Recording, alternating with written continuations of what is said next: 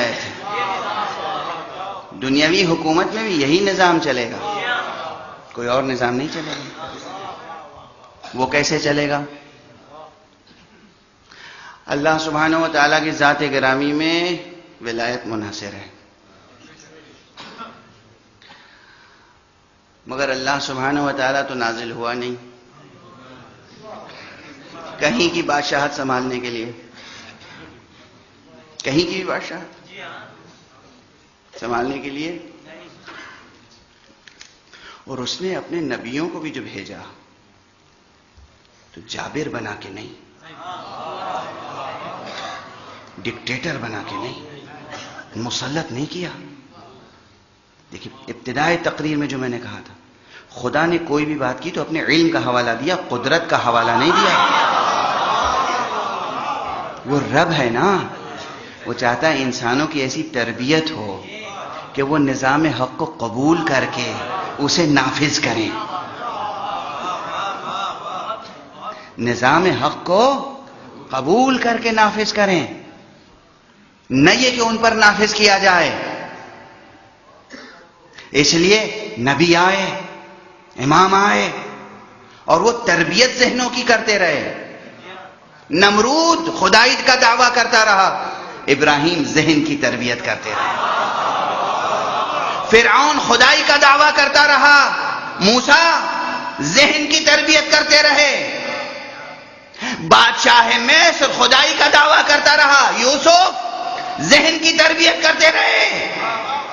یہ ذہنی تربیت کا سلسلہ مصطفیٰ تک پہنچا.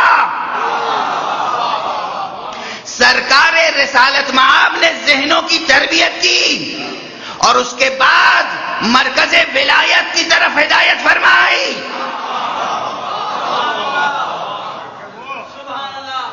یہ ولی ہیں, نبوت مجھ پہ ختم ہے, میرے بعد نبی کوئی نہیں آئے گا, اب میرے بعد امامت اور ولایت ہے. واضح ہے یہ ولایت انسانوں کو قبول کرنا ہے.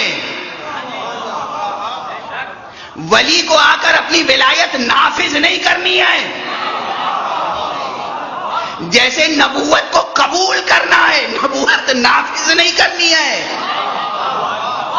نظام ربوبیت یہ خدا اپنی سلطنت کو چاہتا ہے کہ بندے قبول کریں, نافذ نہیں کرتا.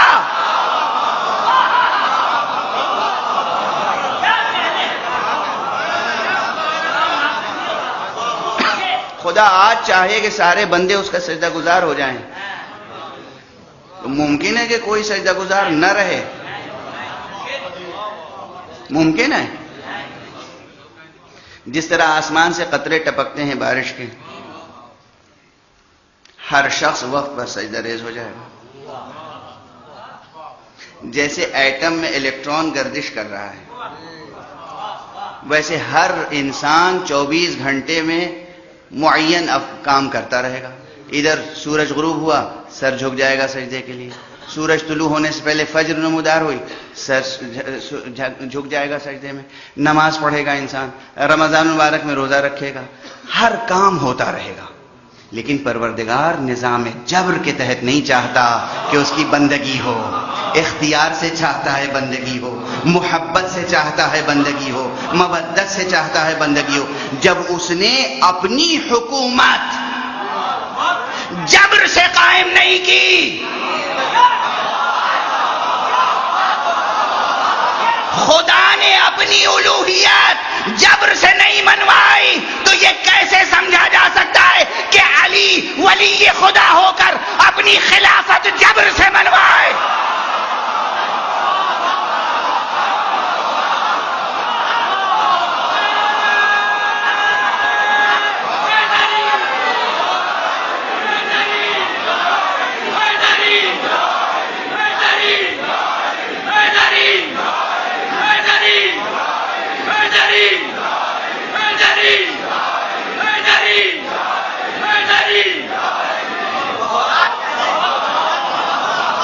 خدا برحق خدا ہے تو فرعون کو مار کیوں نہیں دیتا؟ خدا برحق خدا ہے تو نمرود کو نابود کیوں نہیں کر دیتا؟ خدا برحق خدا ہے تو شداد کو فنا کیوں نہیں کر دیتا؟ خدا برحق خدا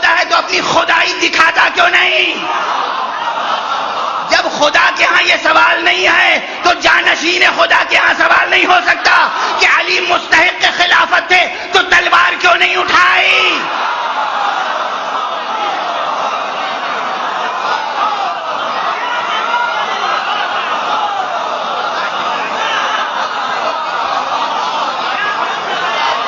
نہ خدا اپنا سجدہ جبرن کرواتا ہے، نہ علی اپنی ولایت جبرن بنواتا ہے۔ جس کو سعادت نصیب ہو وہ خدا کا سجدہ کرے، جسے سعادت نصیب ہو وہ علی کی بندگی کرے۔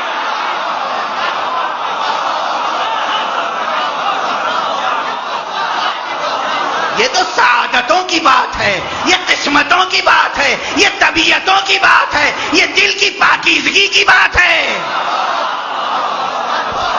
جبر کا دخل نہیں ہے۔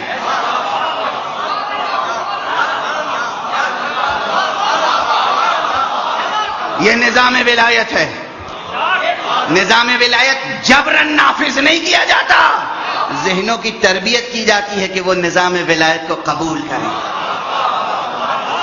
اب یہ تربیت کا عمل جاری ہے، جب انسانیت اس قابل ہو جائے گی تو ولی عصر ظہور فرمائے گا۔